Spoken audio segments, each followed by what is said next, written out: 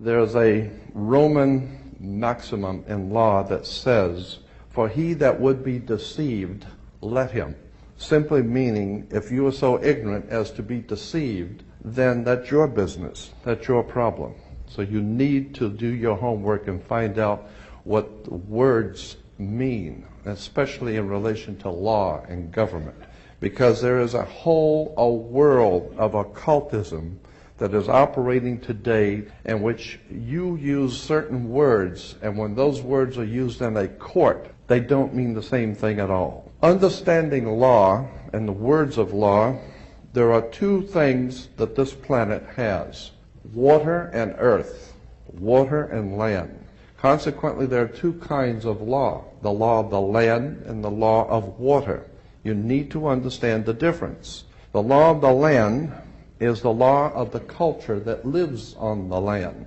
And so consequently, the law of the land is different in every country. You can do things in America you can't do in Russia. However, there is a higher law that dominates the entire world. It's called the law of the water. The law of water is referred to as the law of money. It doesn't matter what color you are, where you're from, or where you live. Money is money. And anytime you're doing banking or using money, you are now under the law of water, maritime admiralty. If you go back in history where all of this began, back in the land of Canaan, and you probably have heard in the Bible the land of Canaan. The Canaanites were Phoenician bloodline, and in the ancient Phoenician language, Cana meant merchant, banker. The very word merchant comes from mer, M-E-R, for the sea, for water. As a mermaid, we have merchant. Merchant, bankers. Let me give an example of the difference between the law of water and the law of the land. The Statue of Liberty must be put in water. It could not be put on American land as such. It had to be put in the harbor because it's not the Statue of Freedom. It's a Statue of Liberty. Liberty is what a sailor gets when he pulls into port on a ship. He gets liberty. He's not free. So America is not the land of the free and the home of the brave. We're not free or brave, period. And make no mistake, they do not pick words by chance. These words are very serious. Now let me give you an example of how this law of the water works. Why is it that you have to go to court? You go to court because you play basketball and tennis on a court. How do you play tennis on a court? You play with a racket. Why? Because that's what it is. It's a racket. When you go into a court, what's the idea of going to court? It's a game, like basketball. The whole idea in a court, one team gets up and they throw the ball over to that team of lawyers. That team gets up and throws the ball back into their court. And the judge is wearing a black robe, so he is the referee. He doesn't care which side wins or loses because he's going to get paid anyway. So he couldn't care less. The judge is a referee between two teams. The judge rules from the bench. The word bench in Latin is a bank. Therefore, the judge rules for the bank. Where do you find banks? You find banks on both sides of a river. They're called river banks. And what does a river bank do? It directs the flow of the currency. Consequently, your money is currency because it's the flow, the cash flow. I'll give you an example of how this works. When a ship pulls into a harbor, all ships are referred to as female. Why? There's a very good reason. Maritime admiralty banking law says all ships are female because they're carrying items for money, and so consequently they are under maritime admiralty law. Admiralty is where we get the word admiral, admiral of the Navy.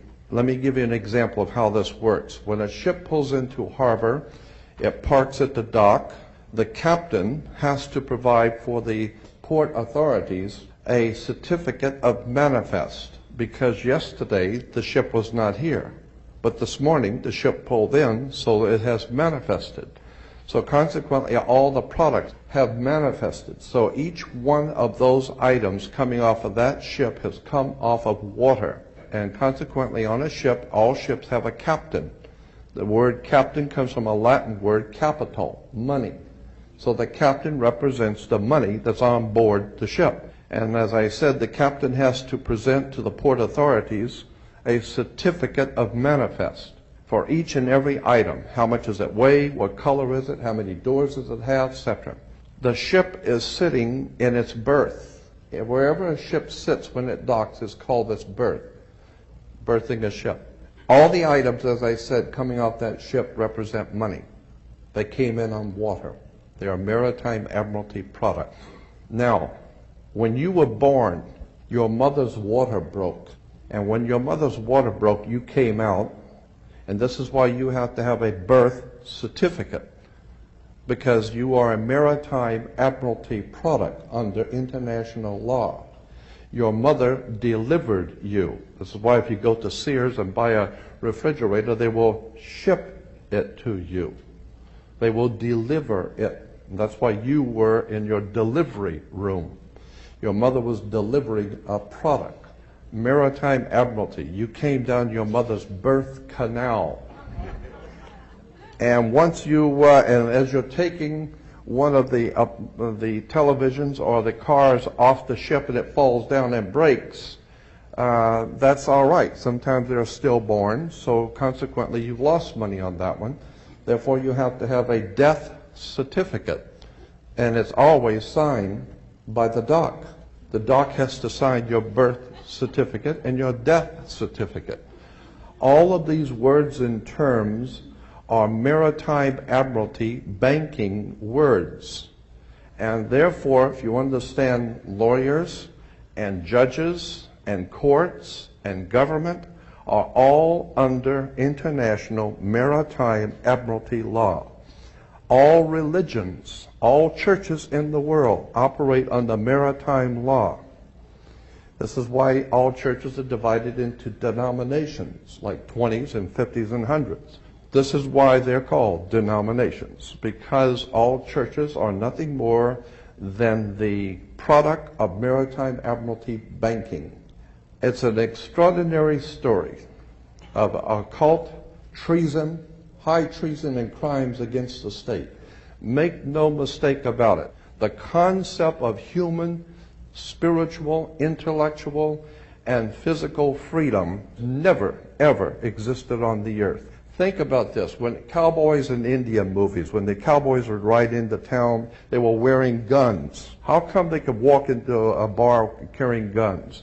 And if two guys got in an argument, they could go out on the street and draw on each other in front of the sheriff's office, and the sheriff would do nothing. The reason why is because before 1868, all Americans were considered sovereigns. In 1868, there was a corporation founded. They referred to it as the United States Corporation. And they stipulated that anybody who would be a member of that corporation or work for that corporation would be called not an employee, but a citizen. So today, if you are asked, are you a citizen of the United States? What you think you're being asked is, are you lawfully in this country to do business? They didn't ask you if you were in America lawfully. They ask you a specific question. Are you, of your own volition, out of your own mouth, testifying that you are a citizen of the United States? Because in that way, citizen of the United States means you are an employee of a foreign corporation operating on international maritime law. So today, the President of the United States is the President of a privately owned company. The company is called United States. And the word president is always a word that is used in corporate law. Banks have presidents. All companies have presidents. So there's a corporation called United States, privately owned, and it has a president. Privately owned, out of England.